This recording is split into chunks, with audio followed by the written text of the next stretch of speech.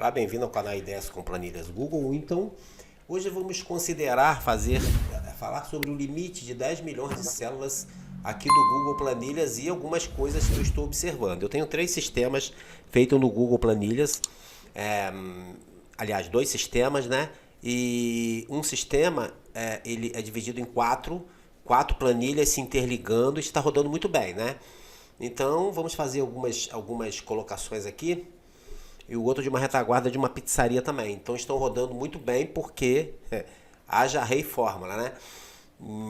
Então aqui vamos... Como é que a gente... O que é esses 10 milhões de células em 7 de agosto de 2023? 10 milhões de células, é só a gente contar aqui. São células. Toda célula é encontro de uma linha com uma coluna. Então aqui eu tenho uma célula, 2 células, 3 células. Bem, se as minhas colunas vão até 6, até C... são 3 colunas. E se elas vão até a linha 10, são 10 colunas. Então, 3 vezes 10 dá 30. De uma maneira prática, né? Se eu não tiver essa aba considerações aqui, que eu botei para não esquecer as coisas, aí eu teria uma outra aba aqui, porque esses 10 milhões contam aqui, nesse arquivo aqui, chamado 153, limite 10 milhões de células, tá bom? Então, aqui eu tenho quantas mesmos? 3 vezes 10, 30. E aqui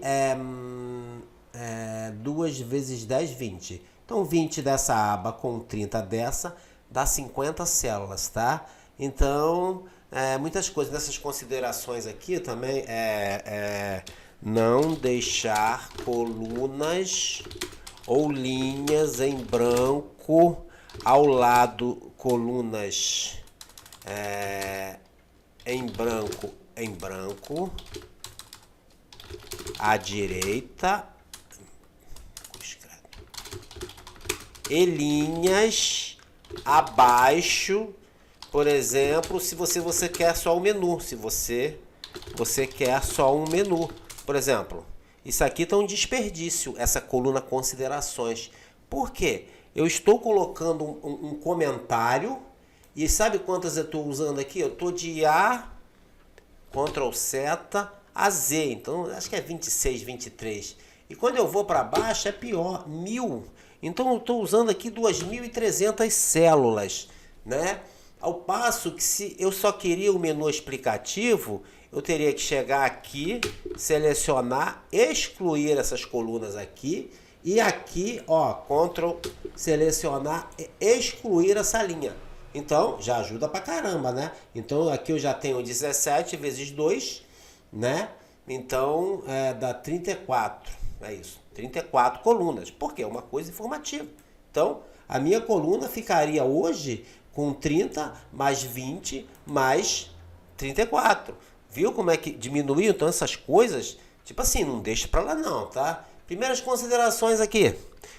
No Google Planilha a gente tem abas que pode armazenar dados, mas não um banco de dados, tá? Eu trabalhei muito com Access e hoje nós temos o MySQL na internet, né? Nós temos, o que eu mais conheço é o MySQL, né? Então, toma cuidado com os dados, porque senão pode virar uma carroça, tá?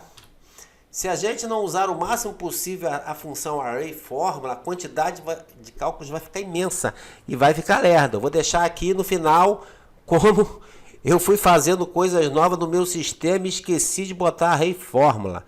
Para cada alteração ele estava demorando 30 segundos. Horrível, foi horrível. Foi horrível, entendeu? Então eu tive que...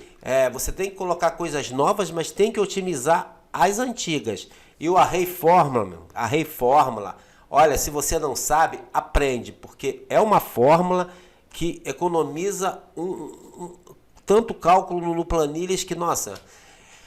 Esse armazenamento, além de não ser no disco local, por exemplo, eu estava no Axis, eu saí do Axis porque o Axis não veio para a nuvem. Então o lugar mais prático que eu achei foi o Google Planilhas. E está me satisfazendo, porque os meus projetos estão pequenos, tá? Esse armazenamento é na internet, aqui e nos servidores do Google. E de graça ainda, então cuidado com o volume de dados. Ter espaço para 10 milhões de células não quer dizer que esses 10 milhões de células preenchidas vão ficar rápido. Se não tem ideia de como seus dados vão se expandir, procure ajuda. É melhor que depois ficar com uma carroça.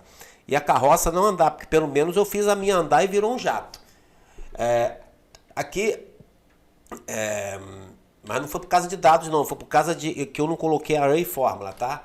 Aí eu, quando começo um projeto, eu faço mais ou menos o seguinte, eu projeto os movimentos, tipo assim, você tem cliente, um fichário de cliente ocupa pouco espaço, tá? Porque é nome, tá? Ocupa poucas linhas.